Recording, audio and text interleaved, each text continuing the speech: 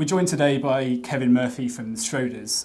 Kevin is a fund manager on the UK equity team at Schroders and co-manager of the Schroder Income Maximiser Fund, as well as other equity funds in the Schroders range. Kevin, thanks very much for joining us today. Not at all, thank you. I wondered, as an introduction, maybe you could run through the objectives of the Schroder Income Maximiser Fund and what they are. So the Schroder Income Fund, and the Schroder Income Maximiser more particularly, is designed to deliver to clients a 7% target yield. And it does that through two methods. The first are the underlying equities that the fund holds, which is effectively a mirror of the Schroder Income Fund. And then the second stage of the process effectively sells the capital appreciation in those stocks and switches it into income. So that bridges the gap between the 4% yield on the underlying stocks and the 7% target yield. In terms of the stock selection of the underlying equity portfolio, how would you say your approach differentiates itself from other equity income managers in the sector?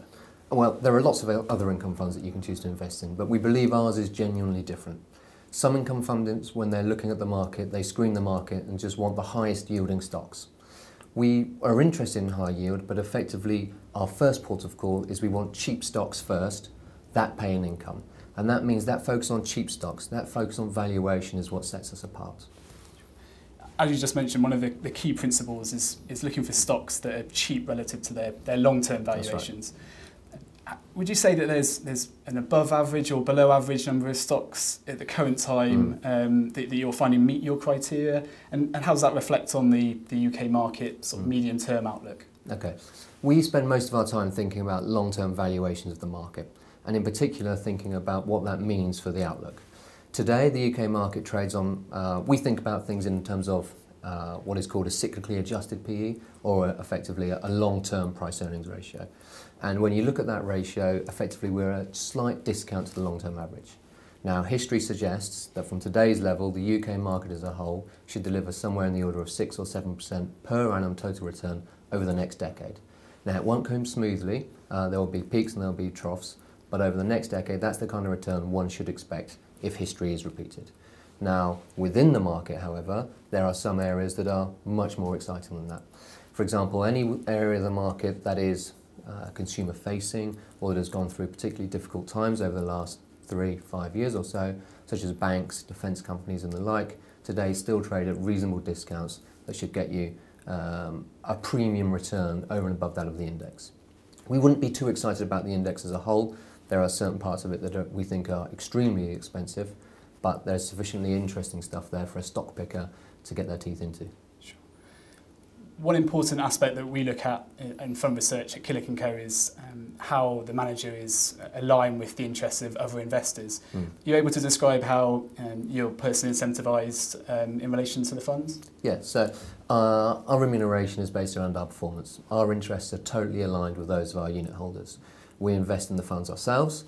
My wife has her ISAs in the funds. My child has her ISAs and her child trust funds in the fund as well. So I can assure you our interests are one and the same. The long-term performance of these portfolios is the only thing that we care about. Great. And lastly, I just wondered if there's one particular stock in your current portfolio that you have a especially high conviction in, or you think that is particularly overlooked by the market at the current time? Well, we learned a long time ago not to give single stock suggestions, as effectively there is a reason we run a portfolio, and it's because if we knew which was the stock, then we'd buy just that one.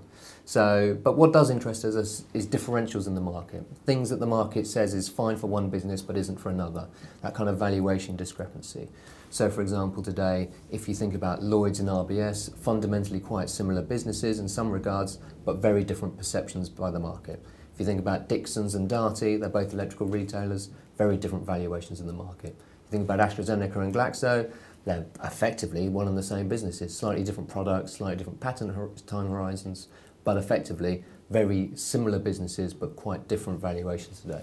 And it's that kind of differential that we're looking for in the marketplace. Great. Kevin Murphy, thanks so much for your time. If you're interested in any further information on the Schroder Income Maximiser Fund, please contact your broker for a copy of our latest research notes.